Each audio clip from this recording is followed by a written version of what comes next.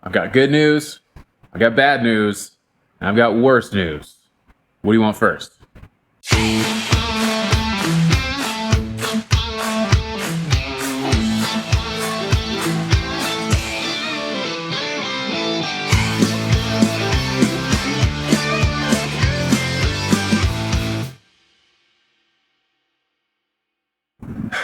Airlift Performance reached out.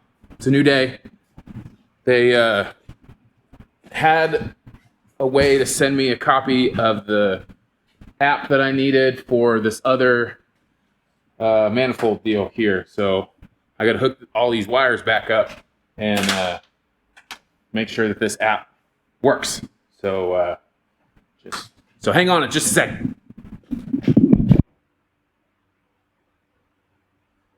Okay, good enough.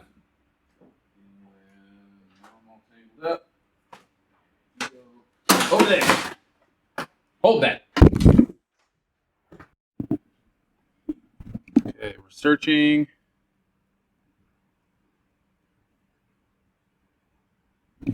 Oh, that's a problem.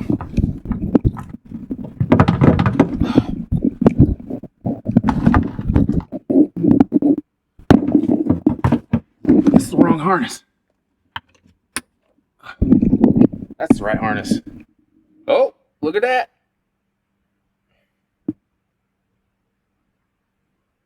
Connected.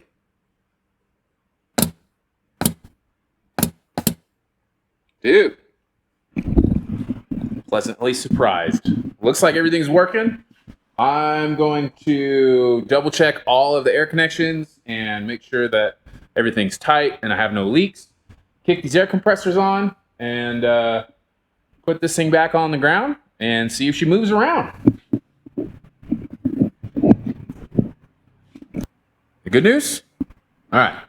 The good news is I got a hold of Airlift Performance and I got this thing working.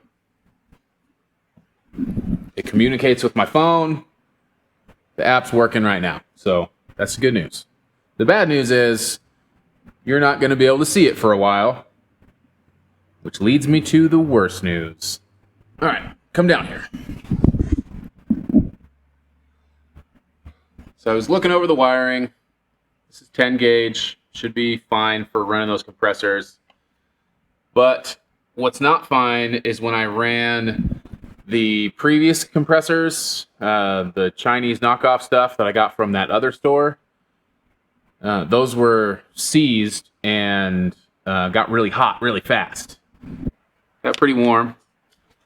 And this right here, that's not taped on there. That's just melted together. Right here where it burned through the insulation. And then the signal wire, this brown wire here is the wire that goes to the pressure switch on the tank. This is what tells the compressors to turn off when the tank is at the right pressure. And this thing burned, clear down to the wires in some spots. Let me see if I can find it. Yeah, right here. So that's the worst news. I'm glad that I found it, but I'm going to have to rewire this entire thing. 2,000 years later. Okay, the wiring is done. It's complete. I need to hide it. It's not that complete. But it's hooked up, is what I'm saying. This is the camera that got the sparks blasted at it, so hopefully this picture isn't too terrible. Anyways, let me show you guys what I did differently this time versus the last time. I figured you guys probably didn't want another wiring video, since nobody really watched the last one. But yeah, let me just show you what I did real quick, just to make myself feel better, really.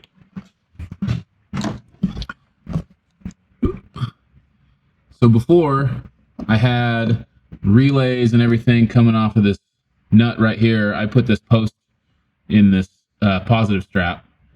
And then I was using a ground right down there. And all of the wires and relays and everything were just kind of hanging out right here. There was really no good place to secure them yet. And then my truck almost caught on fire. So that was fun. This time around, I went and bought this 4-gauge wire. It's got a 70 amp fuse here, and it runs up underneath the cowl. I'm going to wrap this up in some of that corrugated plastic sheathing. And this positive cable on the battery just runs up and goes. This is the main fuse for the vehicle. I've got it before the fuse because it's already fused. So, yeah. That just runs along there and dips down into the cab. There's a big rubber grommet. Big rubber grommet right there. Thick red wire going through. Skinny red wire is just the switch 12 volt, signal kind of thing. Just use a little fuse tap. This is key on power, so this isn't live unless the key is in the ignition and turned on. So this guy also runs back to the back of the vehicle, and everything just comes out in the footwell, and it's going to get tucked under the carpet and everything. For now, I just have it loose just because I wanted to test everything. Last time I did all this, trying to learn from my mistakes.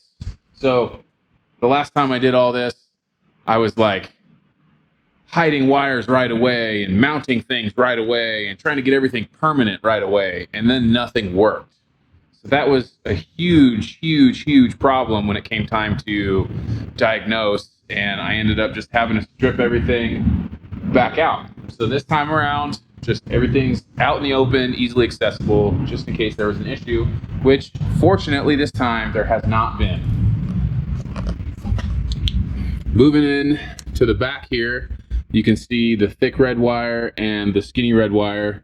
They come back to this solenoid. So there's no relays anymore. I found a different wiring diagram, and as soon as I saw it, I went, well, no duh. I found a different wiring diagram that showed a solenoid, like a Ford starter solenoid, instead of relays. And as soon as I saw it, it was just so obvious. So the battery cable comes up to the solenoid. We're also sharing power for the manifold right here. I've got power in and power out. So switch 12 volt comes in here for the compressors as well as the manifold. This lug here is going over to the pressure switch, which is our ground. So as soon as this guy says, hey, there's enough pressure in here, it cuts the ground, which turns this circuit off, turns the compressors off, shuts everything down. It's a super simple, brilliant idea. I didn't come up with it. I wish I could tell you I did, but I didn't. Everything's working right now. The downside is the app on the phone, the 3S app on my phone, does not show air pressure either in the tank or in the individual bags. So I have no idea right now what pressure I'm putting into these bags. So I'm just going to call it for tonight. I have pressure transducers, pressure sensors. These are 1/8 NPT. The manifold itself has 1/8 NPT thread on it. However, the body of these guys are too big and they won't fit side by side. I am beyond excited. Thanks for hanging out with me in the shop. I appreciate you guys liking, commenting, subscribing. Sharing the video is huge right now. Yeah. I'll see you guys next time.